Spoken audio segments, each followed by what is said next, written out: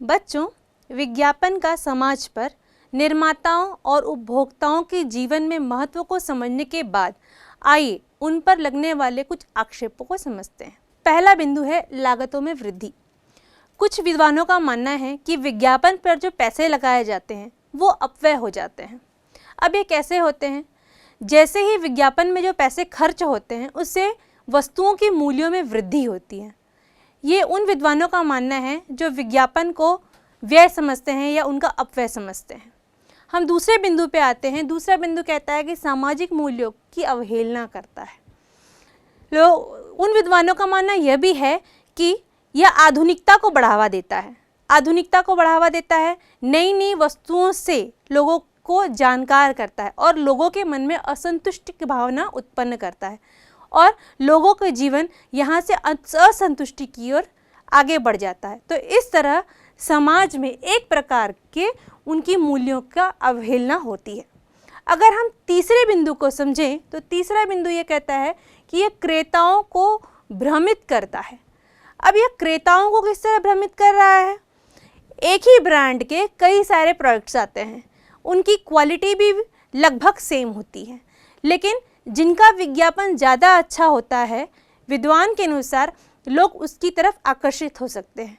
इसमें संभावना यह भी हो सकती है कि जिन वस्तुओं का विज्ञापन उतना मजबूत ना हो उनकी क्वालिटी ज़्यादा बेहतर हो। तो इस तरह यह तीसरा बिंदु आक्षेप में हम संलग्न करेंगे। चौथा बिंदु है यह घटिया उत्पादों की बिक्री को प्रोत्साहित करता है।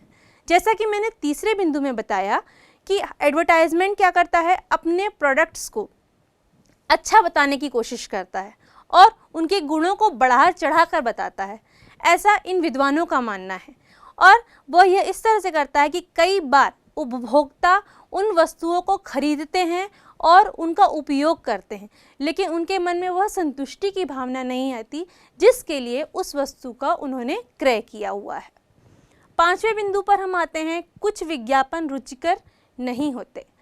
कुछ विज्ञापन इस तरह बनाए जाते हैं जो कि हम फैमिली के साथ बैठ के नहीं देख सकते या एक विशेष एज ग्रुप के लिए बनाए जाते हैं। यहाँ पर उन गुणों को बताया गया है कि कुछ एडवर्टाइजमेंट या विज्ञापन रुचिकर नहीं होते या हम उनको एक साथ परिवार के साथ बैठकर नहीं देख सकते। उसके बाद आता है दूषित वातावरण। जैसे कि बहुत सारे एडवर्टाइजमेंट्स या विज्ञापन, पॉम्पलेट्स या बहुत सारी पेंटिंग्स या ड्राइंग्स जो कि दीवारों पर हम देखते हैं, उनके कारण जो प्रदूषण फैलता है वह वातावरण को प्रदूषित करते हैं।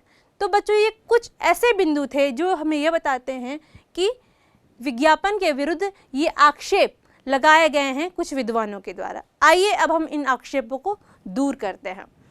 पहला बिंदु ये कहता है कि लागतों में वृद्धि नहीं करता है। अगर हम मार्केटिंग के व्यू से देखें तो जैसे ही प्रोडक्ट्स की डिमांड बढ़ जाती है तो उसकी प्रति इकाई लागत कम हो जाती है और जैसे ही उसकी प्रति इकाई लागत कम हो जाती है, एडवर्टाइजमेंट का कॉस्ट ऐड करने के बाद भी उसका कॉस्ट क्या करता है? कम रहता है। तो इस तरह उस वस्तु की लागत में वृद्धि नहीं होती है। दूसरा बिंदु यह कह रहा है कि सामाजिक मूल्यों की अवहेलना।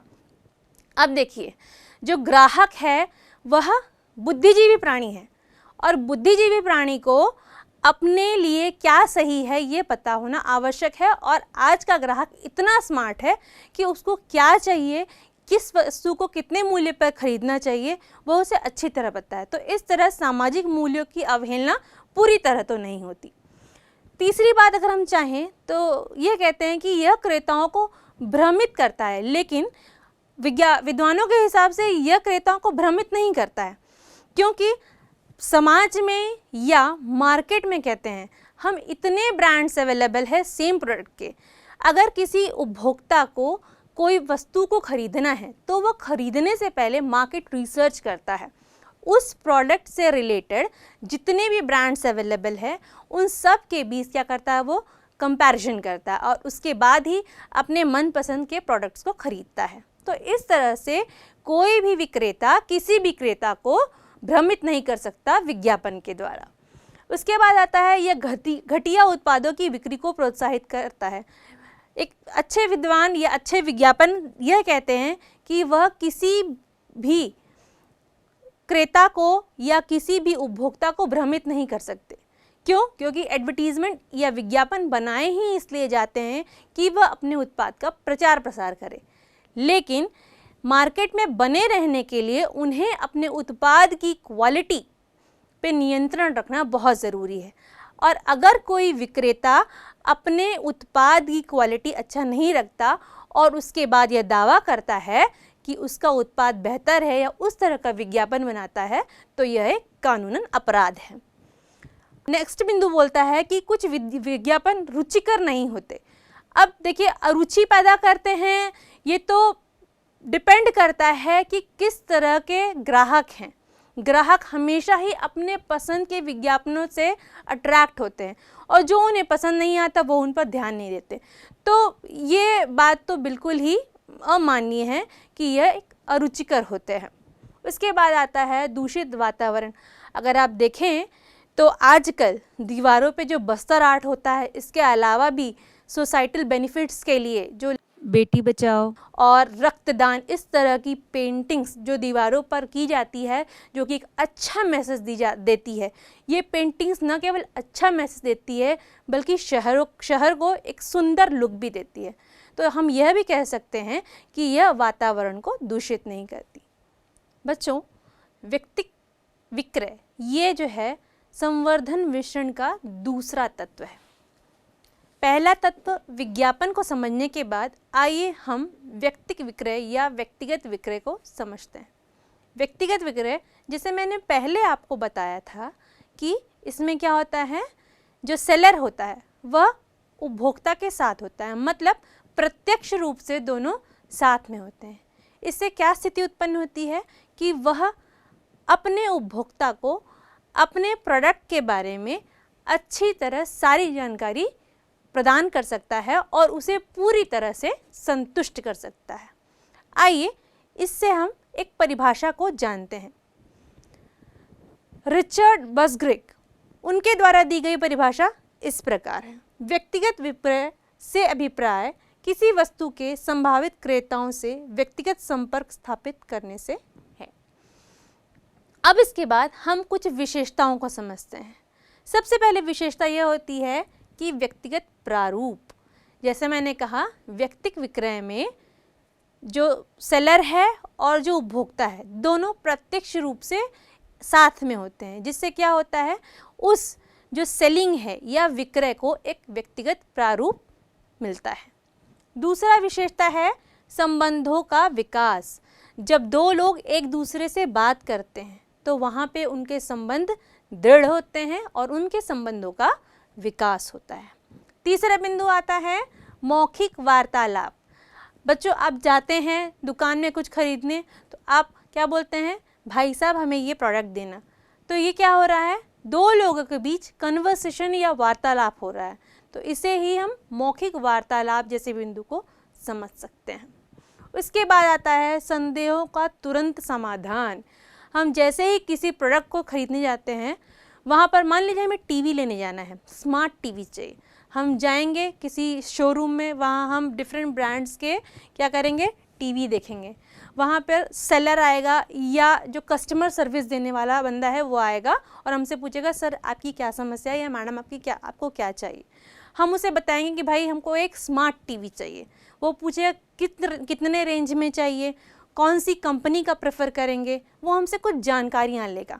उसके बाद हम जो जानकारी उसको प्रदान करेंगे उस हिसाब से वो हमें स्मार्ट टीवी की रेंज और स्मार्ट टीवी डिफरेंट ब्रांड्स के दिखाएगा। तो इस तरह से वो क्या करेगा, हमारे जितने भी संदेह हैं उनको तुरंत वहीं का वहीं सॉल्व करेगा। और अगर किसी ब्रांड में हमको कुछ कमियां नज़र आती है या उसके फीचर्स में हमको ऐसा लगता है कि नहीं हमसे ये ऑपरेट नहीं हो पाएगा या आगे जाकर के अनसक्सेसफुल होगा, तो उन संदेहों का भी समाधान वह तुरंत का तुरंत वहीं कर देगा। इसके बाद आता है अतिरिक्त सूचनाओं की प्राप्ति करना। अब बच्चों, अतिरिक्त सूचना हम उनसे प्राप्त कर सकते हैं कि भाई इसके साथ कुछ ऑफ़र है क्या, या इसके बाद इस प्रोडक्ट को ख़रीदने के बाद आफ्टर सेल सर्विसेज मिलेगा क्या, या हमको अगर 3 महीने में या 3 साल में इस प्रोडक्ट, मान लीजिए एसी लिया है उसकी सर्विसिंग हमको हर 3 साल में करानी है या हर 1 साल में करानी है, तो उसके लिए आफ्टर सेल सर्विसेज आप खुद देंगे या आप कोई हमको कॉन्टैक्ट नंबर दे सकते क्या। तो इस तरह की जो अतिरिक्त सूचनाएं हैं वो हमको वहीं के वहीं प्राप्त हो जाती है। अब इसके बाद आता है वास्तविक विक्रय। ये इसका अंतिम बिंदु होता है। वास्तविक विक्रय, हम जैसे ही दुकान जाते हैं, सेलर से मिलते हैं, वहाँ उपभोक्ता और सेलर के बीच जो कम्युनिकेशन होता है, अगर उपभोक्ता उससे संतुष्ट होता है तो वहाँ पे जो विक्रय होगा वो हो जाएगा वास्तविक विक्रय। तो बच्चों, इस तरह से हमने व्यक्तिगत विक्रय की कुछ विशेषताओं को समझा है। आइए अब हम व्यक्तिगत विक्रय के लिए विक्रयकर्ता के कुछ गुणों को समझेंगे। सबसे पहला गुण होता है उसका शारीरिक गुण। देखिए, जब भी कोई सेलर दुकान में किसी भी प्रोडक्ट को सेल करेगा तो उसका एक प्रोफेशनल जो आउटफिट होता है वो होना बहुत ज़रूरी है। उसके बात करने का तरीका, उसका सुगठित शरीर होना बहुत ज़रूरी है। तो उसके शारीरिक गुणों में आता है। उसके बाद आता है उसके मनोवैज्ञानिक गुण। उसमें शालीनता होनी चाहिए, सब्र होना चाहिए। सब्र यानी पेशेंस। किसी भी कस्टमर को सेटिस्फाई करने के लिए या उसे अपनी बात को समझाने के लिए उसे वह तरीका आना चाहिए। और सबसे पहले बात, उसमें वह लिसनिंग कैपेसिटी यानी सुनने की क्षमता होनी चाहिए। जब तक टू वे कम्युनिकेशन में 2 बंदे हैं और उसमें एक बंदा सामने वाले की बात अच्छी तरीके से नहीं सुनेगा तो वह उसके सवालों का जवाब नहीं दे पाएगा। तो लिसनिंग कैपेसिटी या लिसनिंग या सुनने वाला गुण भी उसमें होना चाहिए। मनोवैज्ञानिक गुण, उसमें समझने की क्षमता होनी चाहिए। तो ये सारे गुण हैं जो उसमें होने चाहिए। उसके बाद आता है तकनीकी या व्याख्याता गुण। अब देखिए, टेक्निकल, अगर किसी शॉप में जाते हैं और हमको फ़ोन लेना है या कोई इलेक्ट्रॉनिक अप्लायंसेस लेने हैं, उस शॉप के सेलर को या जो बंदा हमें उस वस्तु के बारे में जानकारी दे रहा है, उस वस्तु के बारे में उसे पूर्ण ज्ञान होना चाहिए उस प्रोडक्ट के बारे में। मान लीजिए हमने कोई गीज़र लिया है, ठीक है, वो कितने प्राइस तक का आएगा, ठीक है, वो कितने लीटर का है, कितनी देर में पानी गर्म करेगा, इसमें बिजली की खपत कितनी होगी, ये सारी जानकारी उसे मालूम होनी चाहिए। ये माना जा सकता है कि ये एक्यूरेट ना हो, लेकिन कुछ थोड़ा मोड़ा ऊपर नीचे होकर के ये जानकारी उसे मालूम होनी चाहिए। इसके बाद होता है ईमानदार आना। देखिए, एक अच्छे सेलर को अपने काम के प्रति ईमानदार होना चाहिए और उसे इस तरह से नहीं होना चाहिए कि अपनी वस्तु को विक्रय करने के लिए उस वस्तु के बारे में कुछ भी झूठ सही कहकर किसी भी तरह से कस्टमर को अट्रैक्ट करे। ये गुण नहीं होना चाहिए। वो हमेशा ईमानदार होना चाहिए और अपनी वस्तु के बारे में उसे सही सही चीज़ें अपने उपभोक्ता को बताना चाहिए, जिससे क्या होगा, एक अच्छा उन दोनों के बीच बॉन्डिंग बनेगा, एक अच्छा रिलेशनशिप बनेगा, ठीक है। और इसमें क्या आती है, ट्रस्ट की भावना भी उत्पन्न हो जाती है। इसके बाद हम आते हैं विनम्रता का गुण होना चाहिए। विनम्रता का गुण कैसे होना चाहिए कि जब कोई उपभोक्ता हमसे कुछ पूछ रहा है या उस सेलर से कुछ पूछ रहा है तो उसे उसकी जो रिप्लाई देनी है या आंसर करना है बहुत विनम्र होकर करना है। कई बार ऐसा होता है कि सेलर उत्तेजक हो जाते हैं और गलत जवाब दे बैठते। इससे क्या होता है, उपभोक्ता उस दुकान को छोड़ करके या उस ब्रांड के प्रोडक्ट को छोड़ करके दूसरे ब्रांड के तरफ मुड़ जाता है और इससे उस सेलर को क्या हो जाती है, हानि हो जाती। अब आता है इसके बाद कृत संकल्प होना। देखिए बच्चों, एक सेलर को क्या होना चाहिए या व्यक्तिक विक्रय को कृत संकल्प होना चाहिए। उसे यह संकल्पित होना चाहिए कि मुझे यह प्रोडक्ट बेचना है और अपने काम के प्रति उसे ईमानदार होना चाहिए। किसी भी तरह इन द सेंस गलत वे में न जा करके अपने काम को अच्छी तरह से करना है, जिससे कि अगर उसने कोई टारगेट लिया है तो उस टारगेट को पूरा करने की उसी तरह पूरी कोशिश करनी चाहिए। इसके बाद आता है विश्वास उत्पन्न करने की क्षमता। अब जैसे कस्टमर्स आए, वो सेलर क्या करता है, सेलर से बात करते हैं, उसमें यह क्वालिटी होनी चाहिए जिससे कि वो सामने अपने जो उपभोक्ता आए हैं उसको कन्विंस कर सके कि जो प्रोडक्ट वो अपने उपभोक्ता को दिखा रहा है वो प्रोडक्ट उनके लिए फ़ायदेमंद है और उनकी डिसाइडेड कॉस्ट में वो उनको मिल जाएगी। उसके बाद आता है अच्छा संदेशवाहक चातुर्य। ये इसका लास्ट और इम्पॉर्टेंट गुण होता है क्योंकि ये एक अच्छे सेलर का कम्युनिकेशन स्किल बताता है। अगर उसका कम्युनिकेशन स्किल बहुत अच्छा है तो वो अपने संदेश या मैसेज को अपने कस्टमर तक बहुत अच्छी तरह पहुंचाएगा और अपने कस्टमर को पूरी तरह सेटिस्फाई करके उसे वो प्रोडक्ट सेल कर देगा। और बच्चों, यह जो हमने गुण अभी जाने हैं, ये हैं विक्रयकर्ता के गुण। बच्चों, विज्ञापन और व्यक्तिगत विक्रय को समझने के बाद आइए अब हम उनके बीच के अंतर को समझें।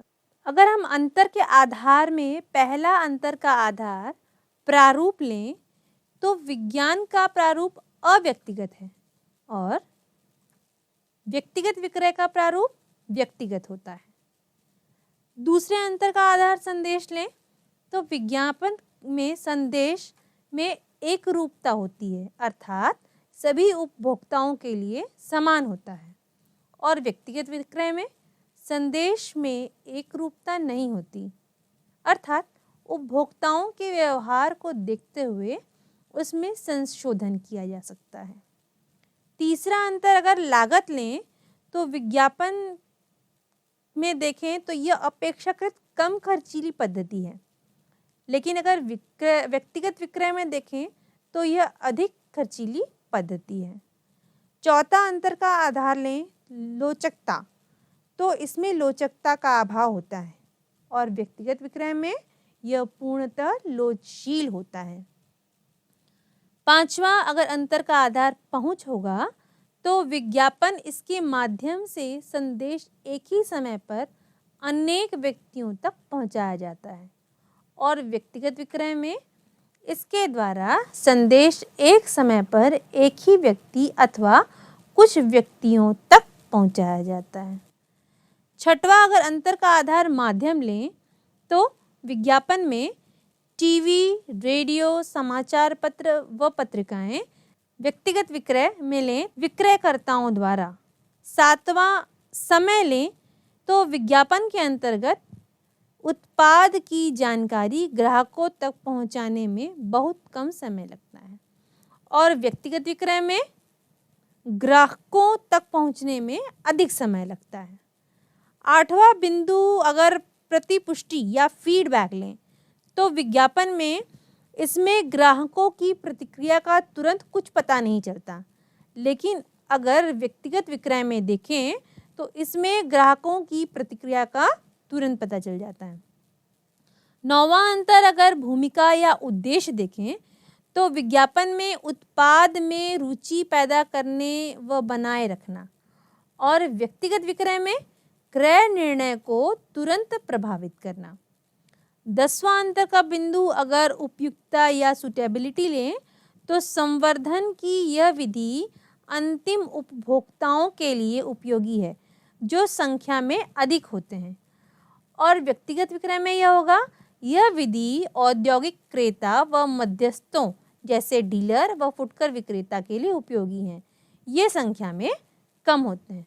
तो बच्चों, इस तरह से हमने विज्ञापन और व्यक्तिगत विक्रय में विभिन्न बिंदुओं के आधार पर अंतर को समझा।